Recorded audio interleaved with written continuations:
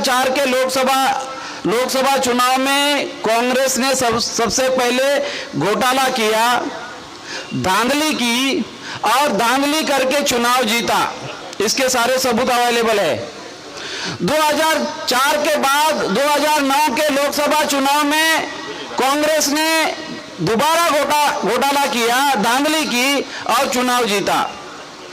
2014 में कांग्रेस ने बीजेपी के साथ समझौता करके सीक्रेट डील के तहत, कांग्रेस और बीजेपी के सीक्रेट डील के तहत 2014 का घोटाला बीजेपी ने किया समझौते के तहत। और 2019 का जो घोटाला है ये सबसे बड़ा घोटाला है।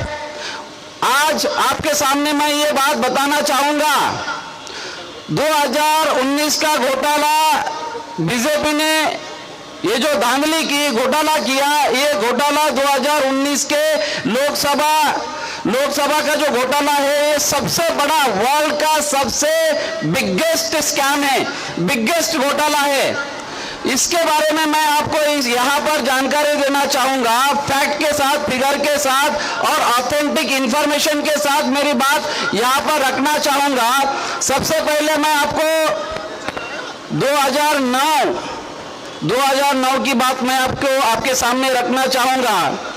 2009 में इलेक्शन कमीशन की टेक्निकल एक्सपर्ट टीम ने, इलेक्शन चुनाव आयोग के टेक्निकल एक्सपर्ट कमेटी ने चुनाव आयोग को यह कहा 2009 में 9,03,000 मशीनों को इस्तेमाल मना किया। 2009 के चुनाव में 9,03,000 मशीनों को यूज करने के लिए, इस्तेमाल करने के लिए इलेक्शन कमीशन के टेक्निकल एक्सपर्ट कमेटी ने मना किया। क्यों मना किया? क्योंकि वो जो मशीनें थी वो अपग्रेडेड मशीनें नहीं थी, पुरानी मशीनें थी। इलेक्शन कमीशन के टेक्निकल एक्सपर्ट टीम ने, कमेटी ने इलेक्शन कमीशन को, चुनाव आयोग को वो मशीनों का 9,03,000 मशीनों का इस्तेमाल करने के लिए मना किया। ये बात डेमोक्रेसी एट रिस्क, इस बुक में जीवीएल नरसिम्हा राव जो आज राज्यसभा के मेंबर है, जीवीएल नरसिम्हा राव, ये जीवीएल नरसिम्हा राव बीजेपी के spokesperson, GVL Narasimha Rao Andhra Pradesh का ब्राह्मण। जीवीएल नरसिम्हा राव को बीजेपी ने यूपी से, उत्तर प्रदेश से राज्यसभा पर भेजा। उन्होंने 2010 में बुक लिखा था डेमोक्रेसी एट रिस्क, और उस बुक में उन्होंने ये जिक्र किया 2009 के चुनाव में इलेक्शन कमीशन के टेक्निकल एक्सपर्ट टीम ने ये बात कहने के बावजूद भी इलेक्शन कमीशन ने 9,03,000 मशीनों का इस्तेमाल किया। जो मशीनें ओल्ड थी, पुरानी थी, और जो मशीनें अपग्रेडेड मशीनें नहीं थी। इस बात को हमारे लोगों को समझना होगा, एक नंबर। दूसरी बात, सुब्रमण्यम स्वामी की जो केस है, सुप्रीम कोर्ट में 2009 को सुब्रमण्यम स्वामी की केस दिल्ली हाईकोर्ट में गई, दिल्ली के हाईकोर्ट में 2009 को। उसके पहले क्या हुआ था, 2004 में सुब्रमण्यम स्वामी तमिलनाडु के मदुरई से, सुब्रमण्यम स्वामी तमिलनाडु के मदुरई लोकसभा सीट से चुनाव लड़ रहे थे, और उनको 1500 बूथ में से 500 बूथ पर कहीं कहीं पर एक वोट मिला, कहीं पर 0, 1, 2, 3, 500 बूथों पर सुब्रमण्यम स्वामी को 0, 1, 2, 3 ऐसे वोट मिले। तब से लेके बाद में 2004 से सुब्रमण्यम स्वामी ईवीएम के विरोध में बोलना शुरू किया। सुब्रमण्यम स्वामी ने और इलेक्शन कमीशन के विरोध में बोलना शुरू किया।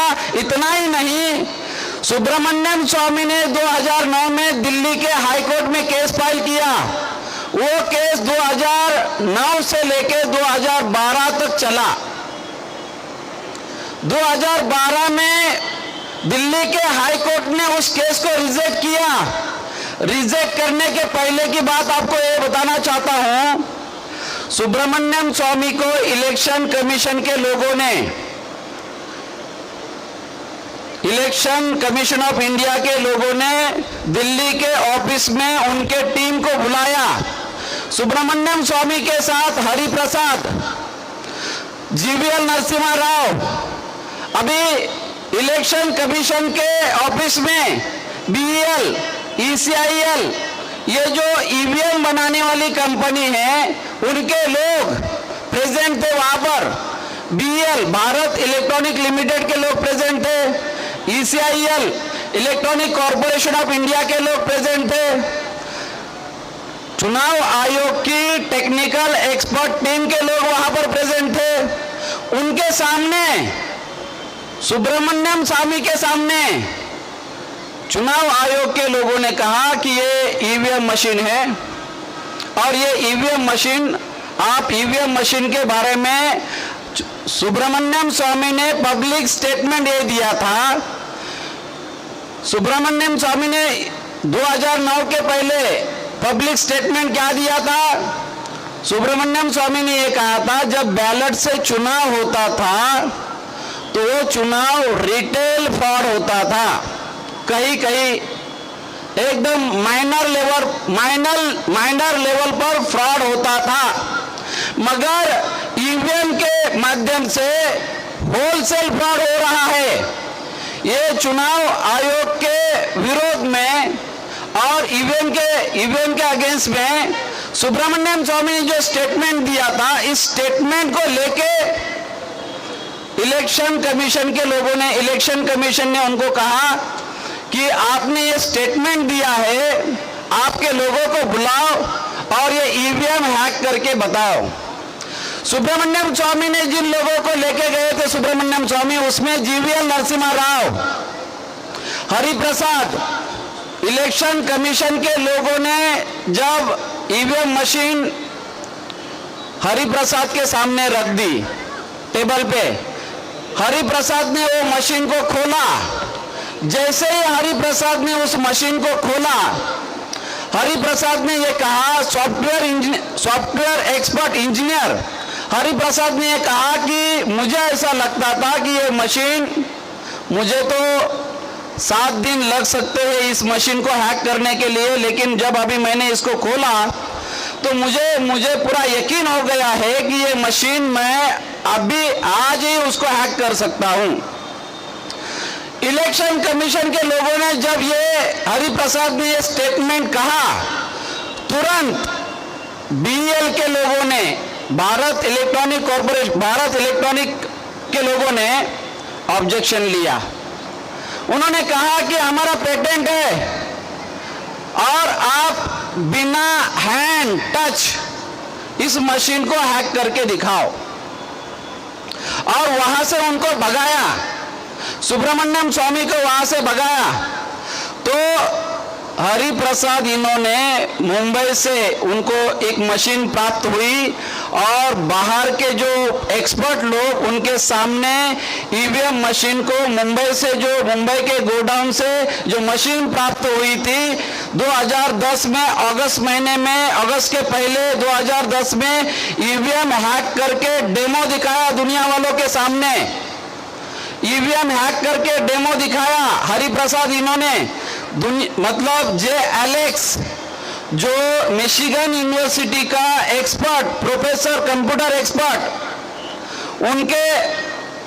उनके सामने उन्होंने भी उसमें, वो भी उसमें इन्वॉल्व थे। और एक रोप करके नेदरलैंड का व्यक्ति, जो वो भी एक्सपर्ट थे, उन्होंने उनके सामने ये ईवीएम हैक करके बताई। दूसरी बात यह है कि जर्मनी के उसके ये जो बुक है डेमोक्रेसी एट रिस्क, उसमें ये लिखा है 2009 में जर्मनी के सुप्रीम कोर्ट ने ये निर्णय दिया कि ईवीएम मशीन ये अनकॉन्स्टिट्यूशनल है। जर्मनी के सुप्रीम कोर्ट ने ये निर्णय दिया। बहुत सारी बातें उसमें हैं, तो मैं आपको ये बात बताना चाहता हूं, जिन लोगों ने हरिप्रसाद को ईवीएम हैक करने में मदद की उसको आईबी ने ब्लैक लिस्ट पर डाला। इंडिया के आईबी ने उसको ब्लैक लिस्ट पर डाला। बहुत भयानक बात है। जो हाईकोर्ट है, जो केस हाईकोर्ट में था सुब्रमण्यम स्वामी का, उसको हाईकोर्ट ने रिजेक्ट किया। सुब्रमण्यम स्वामी वो केस लेके सुप्रीम कोर्ट में गए और सुप्रीम कोर्ट में उन्होंने सारे एविडेंस दिए।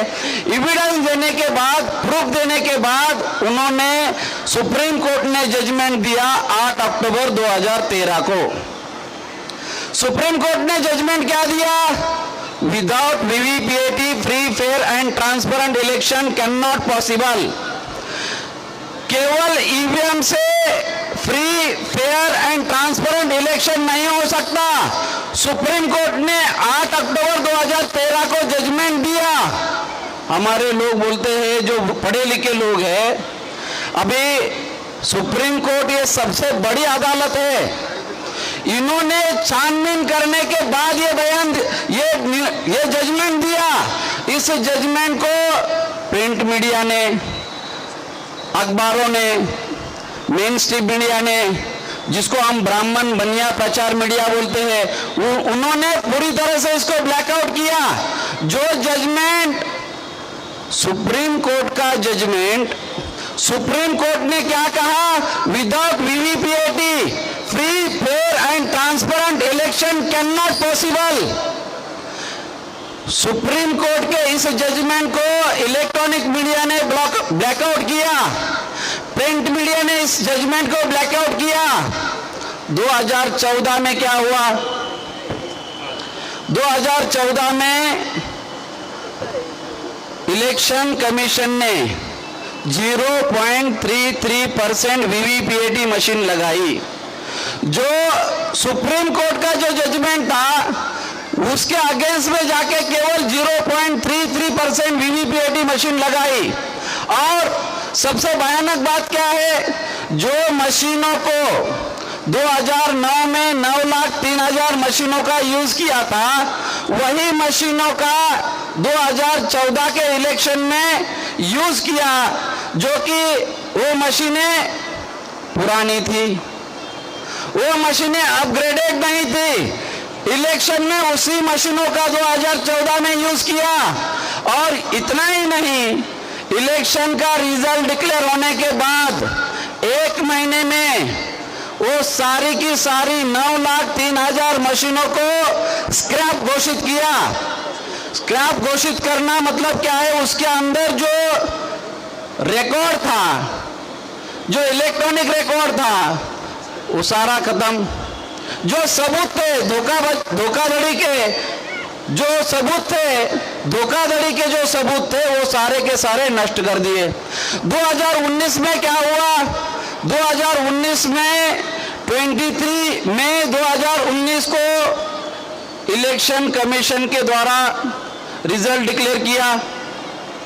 रिजल्ट डिक्लेयर करने के बाद 5 दिन में 27 मई को इलेक्शन कमीशन ने उनके वेबसाइट पर 4 फेज के आंकड़े डिक्लेयर किए, केवल 4 फेज के। इलेक्शन हुआ 7 फेज में, इलेक्शन कमीशन ने आंकड़े डिक्लेयर किए केवल 4 फेज के, 373 सीट के। उसमें भी 220 सीट पर ज्यादा वोट निकले। जितने लोगों ने वोट डाले उससे ज्यादा वोट निकले। 153 सीट पर कम वोट निकले। इस घोटाले को दबाने के लिए इलेक्शन कमीशन के नोटिस में जब ये बात आई तो इलेक्शन कमीशन ने वो सारा डेटा डिलीट कर दिया। डेटा डिलीट इतना ही नहीं तो केवल इतना ही नहीं, इलेक्शन कमीशन ने वेबसाइट ही चेंज कर दी। 1 जून 2019 को इलेक्शन कमीशन का, आज भी इलेक्शन कमीशन के वेबसाइट पर आज भी प्रेस नोट अवेलेबल है। वो प्रेस नोट क्या लिखा है? उन्होंने ये लिखा, जो डेटा हम लोग पब्लिश कर रहे हैं, ये डेटा जो इलेक्शन का रिजल्ट है, जो रिजल्ट का डेटा हम पब्लिश कर रहे हैं, ये प्रोविजनल रिजल्ट है, ये अस्थाई रिजल्ट है। जून गया, जुलाई गया, अगस्त गया, सितंबर गया, अक्टूबर गया, नवंबर महीने में इसी बात को लेके सुप्रीम कोर्ट में केस गया कि इलेक्शन कमीशन हमें ये बताए कि ऑथेंटिक डेटा आप कब पब्लिश करेंगे। 6 महीने के बाद केस गया। उसके पहले ही सबसे महत्वपूर्ण बात यहां पर मैं बताना चाहूंगा, इलेक्शन कमीशन के द्वारा 23 सितंबर 2019 को इलेक्शन कमीशन ऑफ इंडिया ने ऑर्डर इशू करके पूरे भारत के इलेक्शन कमिश्नर को, स्टेट इलेक्शन कमिश्नर को, यूनियन टेरिटरी के इलेक्शन कमिश्नर्स को ऑर्डर इशू करके उन्होंने क्या कहा, 4 महीने में ऑर्डर इशू करके सारी की सारी पर्चियां, जो वीवीपीएटी रिसीट्स है, स्लिप्स है, जिसमें पर्चियां निकलती है, जो रिकॉर्ड, फिजिकल रिकॉर्ड है, वो फिजिकल रिकॉर्ड डिस्ट्रॉय करने का ऑर्डर इलेक्शन कमीशन ने 4 महीने में दिया, जो कि उनके मैनुअल में, हमारे एमएलए साहब यहाँ पर बैठे हैं, उनको मालूम है, इलेक्शन कमीशन का जो मैनुअल है, मैनुअल में इलेक्शन कमीशन ने क्या लिखा है, as per election conduct rule 1961 94B, इस क्लॉज के तहत ये जो वीवीपीएटी स्लिप्स है, ये स्लिप्स 1 साल रखना कंपलसरी है। मगर इलेक्शन कमीशन ने 4 महीने में सारा का सारा डेटा, सारे के सारे रिसीट्स, जो पर्चियां होती है, ये पर्चियां सबूत होती है, इस पर्चियों को उन्होंने डिस्ट्रॉय कर दिया। इसका मतलब क्या है, आज जो गवर्नमेंट है, ये गवर्नमेंट प्रोविजनल गवर्नमेंट है। कितने लोगों को इसके बारे में जानकारी है? इस तरह से धोखाधड़ी हो रही है। लास्ट पॉइंट आपको यहां बताना चाहूंगा, अभी 18 अप्रैल को एक इंफॉर्मेशन आई, उसके पहले एक इंफॉर्मेशन आई, 2016 से लेके 2018 के बीच 20 लाख ईवीएम मशीन गायब है।